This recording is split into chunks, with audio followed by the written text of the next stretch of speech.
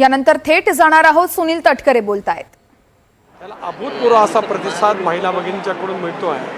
त्याच्यामुळे अवसान गळालेले विरोधी पक्षाचे नेते वेगवेगळ्या पैकी टीकाटिप्पणी तडकाडी करू शकतील।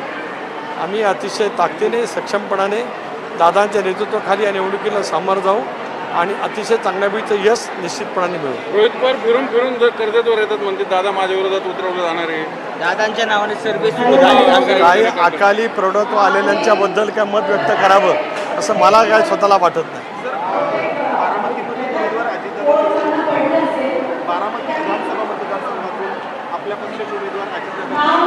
आज दादाने ज्या भावना व्यक्त केल्यात आपण ऐकल्यात, कारण मी मगाशीच आपल्याजवळ बोलताना सांगितलं की त्यांना प्रश्न विचारल्यानंतर त्या प्रश्नाच्या उत्तरात ते म्हणाले, त्यांनी स्वतःहून मुलाखतीमध्ये असं म्हटलेलं नाही।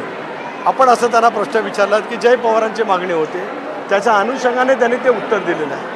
राष्ट्रवादी काँग्रेस पक्षाचा अध्यक्ष म्हणून, पार्लमेंट मंडळाचा प्रमुख म्हणून आम्हाला निश्चितच वाटतं आहे की दादांच्या नेतृत्वाखाली ज्यावेळेला आम्ही निवडणुकीला समोर जाऊ त्यावेळेला या निवडणुकीमध्ये ते उमेदवार असणारच आहे। तुम्ही स्वतः आग्रह करणार का दादांनी बारामतीतच लढावं?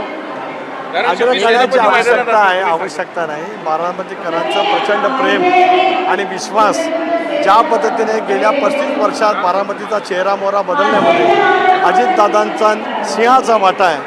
बारामतीकरांचा प्रेमाचा वर्षावाच्या माध्यमातूनच ते उभ्या महाराष्ट्राचं नेतृत्व करतात। लढतील का नाही? फायनल तुमची इच्छा काय, पक्षाची इच्छा? आजच्या चर्चेच्या अनुषंगाने आम्ही बसणार आहोत।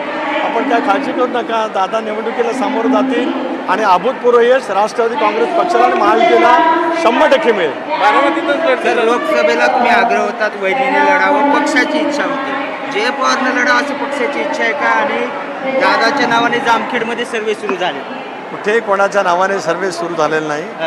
या तद्दन तशा पद्धतीच्या जाणीवपूर्वक अफवा आमचे हितशत्रू आम्हाला भरपूर असल्यामुळे त्यांच्या मार्फत ते पसरवण्याचा प्रयत्न करतायत। राष्ट्रवादी काँग्रेस पक्ष दादांच्या नेतृत्वाखाली निवडणुकीला सामोरं जाईल आणि दादाही निवडणुकीच्या मैदानामध्ये असतील। धन्यवाद।